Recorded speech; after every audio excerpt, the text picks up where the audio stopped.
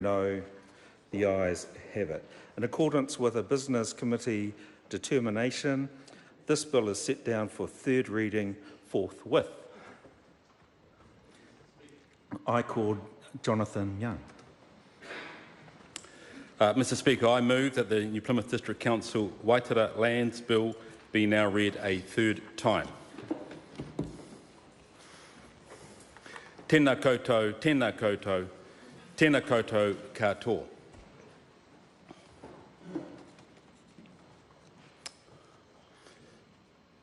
Madam Speaker, members of the House, tēnā koutou, to Te Atiawa Iwi, tēnā koutou to New Plymouth District Council, tēnā koutou, Taranaki Regional Council. Tēnā koe, Mum. Great to see you up there. This bill addresses one of the most contentious land issues this Parliament has seen in recent years, an issue that has vexed the people of Waitara and the people of Taranaki, the people of Aotearoa, New Zealand, for over 150 years.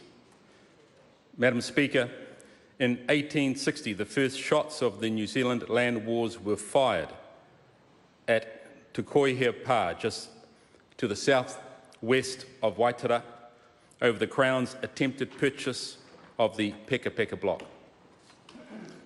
Wiremu Kingi Te Rangataki refused to let the land at Waitara be sold.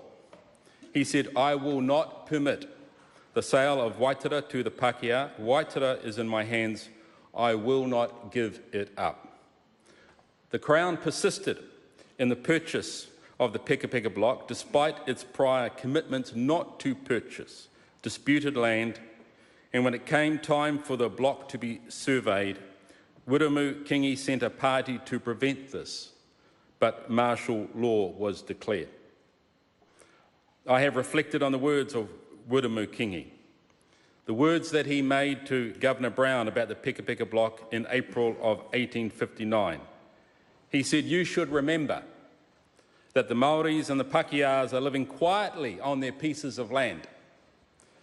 Therefore, you do not disturb them."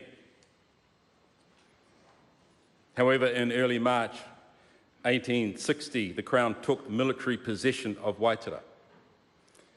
Kingi's supporters then built a fortified pā at Te Koia on the 15th of March.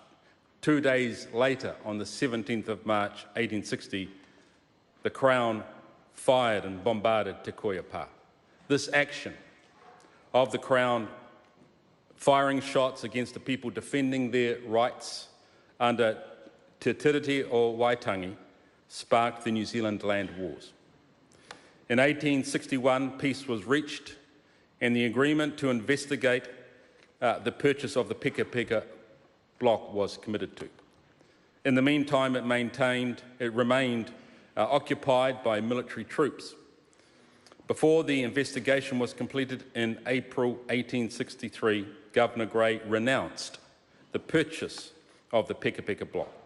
Sadly, though, this did not help the people of Waitara, as it later became part of the land confiscated in 1865 for rebellion against the Crown. Over 1 million acres of land at Taranaki was taken. I was once conversing with somebody on Facebook, and at that point in time, they were asking questions about the Te Atiawa Treaty Settlement claim. They asked me, "How much will it cost?"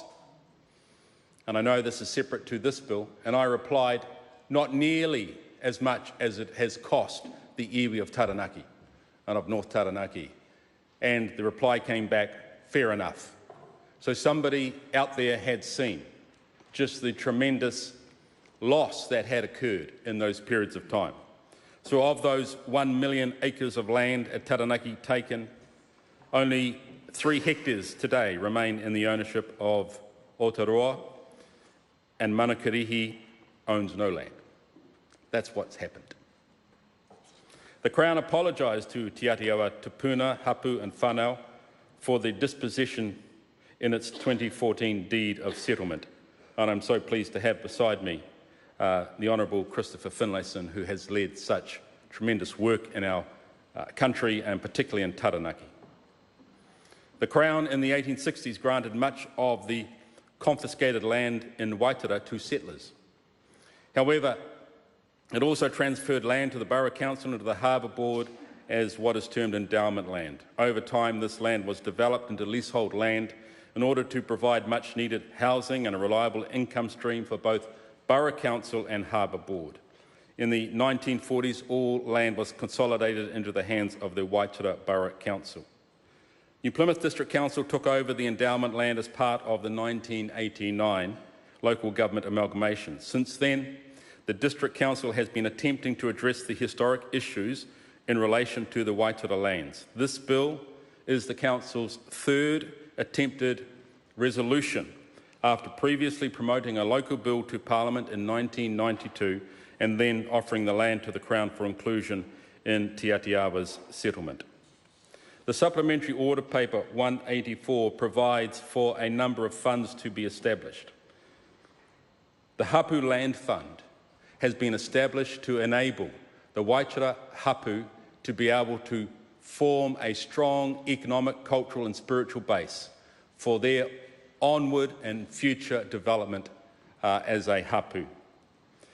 And I believe that is one of the core facilitations of this bill.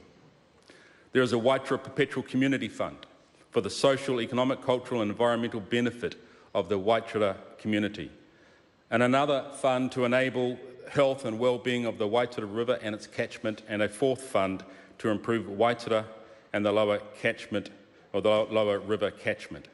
And so accumulated income and future income from the Waitara endowment lands through lease income or freeholding of leasehold properties enables these different funds to receive income, and the expending and investment of those funds is for the community of Waitara, for the hapu, for the people there, for the health and well-being of the Waitara River, and I believe that it's, in terms of what this bill seeks to achieve, it is going to be an incredible opportunity for the people of Waitara as they look forward to that. So I want to thank the people who have been involved in this. This is a bill that has come from the local people, New Plymouth District Council, the Regional Council, Te Atiawa Iwi, Waitara Hapu, leaseholders, and it is something which, as a community in North Taranaki, we have worked together to develop and bring to this point. It has been a long journey. The long journey of this bill has been only since 1992 and latterly since in the last couple of years. But for the people of Te Atiawa, it's been a journey of 160 years. So we acknowledge that. My hope and my prayer is that this becomes a foundation for going forward, for establishing the aspirations and being able to fulfil the dreams that you have for your people. I would like to, in the last minute or so of my speech, I want to acknowledge a number of people. First and foremost, I would like to acknowledge the person who has worked relentlessly behind the scenes, Nashua Boys, who has done a tremendous amount of work as she worked between all parties. Thank you, Nashua, for your amazing work. I'd like to acknowledge my good friend and colleague, Honourable Christopher Finlayson, for his work, and Honourable Nanaia Mahuta and my North Taranaki fellow MP, Adrian Rufari. Thank you very much. I'd like to acknowledge Honourable Andrew Little for his contribution as well. And I'd like to acknowledge also the Mayor of New Plymouth, Neil Holdham. Thank you for you and your team, in particular Alan Bird. Thank you for the work and the willingness and the vision that you have shown. Thank you to the Waitara Hapu, who have had to grapple with not only the past, but you have needed to take hold of the future in this bill. I acknowledge you, and I thank you for your courage and your belief and your faith in your future.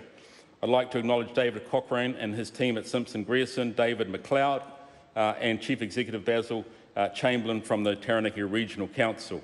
I'd also like to acknowledge Mayor Andrew Judd, the former Mayor of New Plymouth, and thank him for his care and his vision. Without a willingness of all parties to find solutions and progress this issue, the Waitara community would not be able to anticipate a strong, unified, prosperous future. Through this bill, our prayer is that that can be achieved. Thank you very much. I commend this bill to the House. I call the Honourable Andrew Little. Tēnā koe, Madam Speaker, and tēnā koutou katoa.